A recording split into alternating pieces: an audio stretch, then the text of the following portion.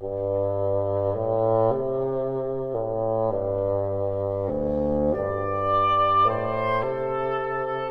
notre première rencontre, notre équipe s'est interrogée sur le sens profond d'un nouveau musée de l'Holocauste, 77 ans après la fin de la Seconde Guerre mondiale, alors que nous nous trouvons à nouveau dans une période de crise et de grande incertitude. Le musée met en lumière l'une des périodes les plus sombres de l'histoire, tout en évoquant la résilience et l'espoir. Le site sera un lieu de rassemblement et d'apprentissage sur l'importance du passé afin de construire un avenir meilleur.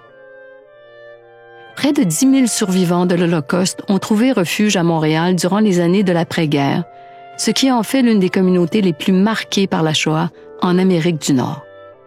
L'emplacement sur le boulevard Saint-Laurent, où se sont installées la communauté juive et autres populations immigrantes, ainsi que la culture urbaine et l'histoire unique de Montréal, constituent le fondement de notre conception architecturale.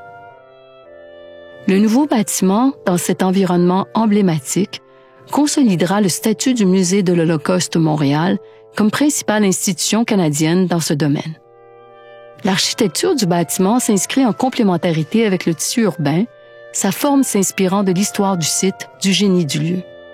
Les anciennes limites cadastrales sont émulées par des bandes linéaires de lumière naturelle pénétrant en profondeur dans le nouveau bâtiment. En façade, elles définissent une rythmique sur rue qui fait écho à la trame urbaine montréalaise. Un mur mémoire traverse le site depuis le boulevard Saint-Laurent jusqu'à la rue Saint-Dominique, cadrant ainsi le parvis avant, habité de bouleaux, et le jardin. Quittant la frénésie quotidienne, vous pénétrez dans un bâtiment dont le rez-de-chaussée est animé et accueillant. La transparence de cet étage contraste avec les volumes solides des galeries d'exposition situées au-dessus. Revêtus de la pierre calcaire traditionnelle du Québec, ces volumes s'intègrent respectueusement au paysage urbain iconique du boulevard. Le bâtiment est en retrait au niveau du sol, offrant une entrée généreuse avec un parvis paysager qui se trouve devant le mur mémoire.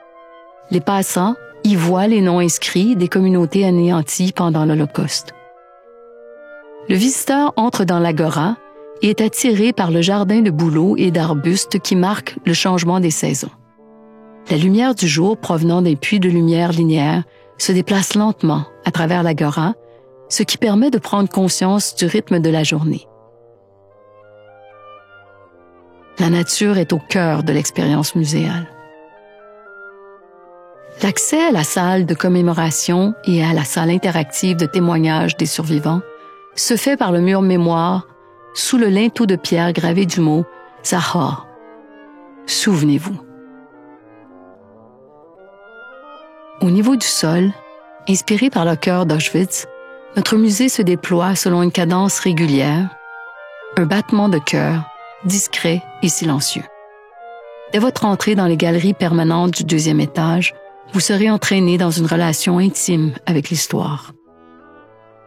Notre concept architectural permettra à l'histoire et à la mémoire de dialoguer avec l'actualité dans un bâtiment qui résonnera auprès de l'ensemble des visiteurs.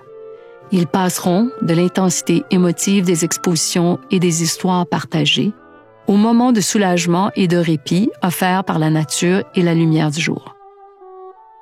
En montant vers le jardin sur le toit, vous ressentirez le contraste entre l'expérience des salles d'exposition permanentes et temporaires et la vue sur la ville. Rappelant qu'il y a de l'espoir, de la solidarité et du courage dans une période de crise et d'incertitude. Un appel à l'action